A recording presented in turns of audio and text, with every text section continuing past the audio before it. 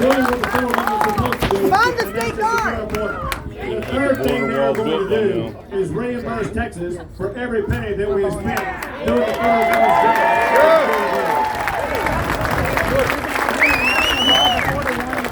Let me tell you what we've done. What we have done is built with, listen, let's go back to the time of George Washington and then bring forward all the way to the time of Joe Biden. There's only, hold on, this is for historical context. Historical context. And that is during that entire time, there's only one state that has built its own border wall, and that is the great state of Texas.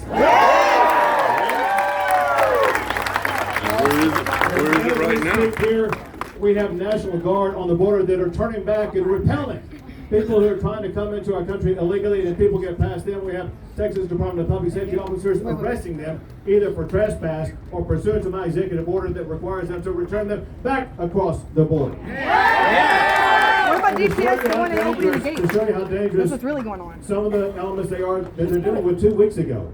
They arrested a man who was trespassing in Texas from Honduras, and when they processed him, they found out there was a warrant out for his arrest for murder. That's what we're going to deal with.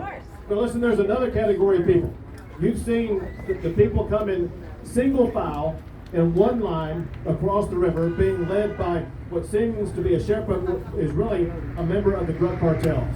And the reason why they're in single file is because the cartels know where the location is on the U.S. side, a property that's owned, controlled, and operated by the federal government. And they know, the cartels know, if they can get the illegal immigrants to the federal government property, they will have their papers processed, and then they will be set free to be wherever they want to be in the United States of America. It's because of that, because those migrants are being dropped off into these small little towns on the border, like Del Rio and Eagle Pass. I was meeting with them in April, and I told them I would help them out. And the next week after that, we begin the busing operation to Washington, D.C.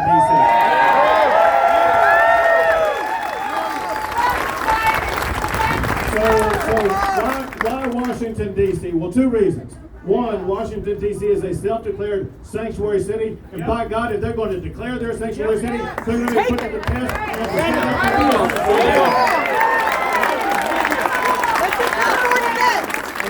If you notice, the location where they're dropped off has changed recently, and there's a reason for it.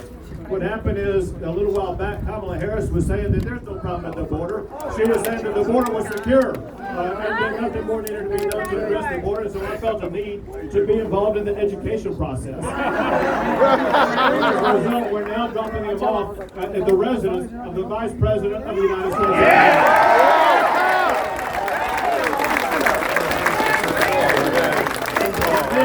We were busing migrants only to Washington, D.C., and out of nowhere, this Mayor Adams from New York City began complaining that we were busing them to New York City, which we were not doing.